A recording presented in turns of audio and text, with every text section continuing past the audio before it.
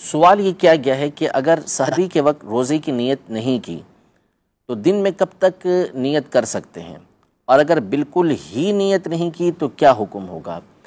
دیکھیں، سحری کا مطلب یہ ہے کہ اس وقت یہ اٹھے تھے،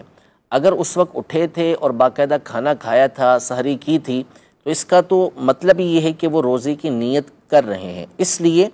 کہ نیت یہ دل کے ارادے کو کہتے ہیں، بندے کے دل کے اندر ارادہ ہونا چاہیے، اور سحری کھانے کو علماء نے فرمایا کہ یہ ایک طرح کی نیت ہی ہے کہ اس کا ارادہ ہے کہ اس نے دوسرے دن روزہ رکھنا ہے، سوائے یہ کہ باقاعدہ وہ نیت کرے کہ میرا کل کا روزہ نہیں ہے، تو پھر ایک جداگانہ بات ہو جائے گی۔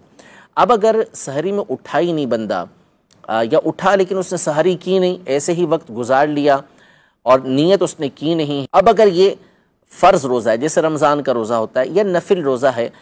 تو اس میں حکم یہ ہے کہ ضحوہ کبریٰ سے پہلے، جس کو ہمارے یہاں زوال کا وقت کہا جاتا ہے، اس سے پہلے اگر وہ چاہے تو نیت کر سکتا ہے، لیکن اس میں دو چیزوں کا ہونا ضروری ہے۔ نمبر ایک یہ کہ اس نے صبح صادق سے لے کر اس وقت تک کچھ کھایا پیا نہ ہو، یعنی جان بوجھ کے کچھ کھایا پیا نہ ہو، روزہ توڑنے والا کوئی کام اس نے نہ کیا ہو۔ دوسرا یہ کہ وہ نیت یہ کرے گا کہ میں صبح سے روزے سے ہوں، یہ نیت کرے گا تو اس کی یہ نیت ہو جائے گی، جبکہ وہ رمضان کا روزہ ہو یا نفل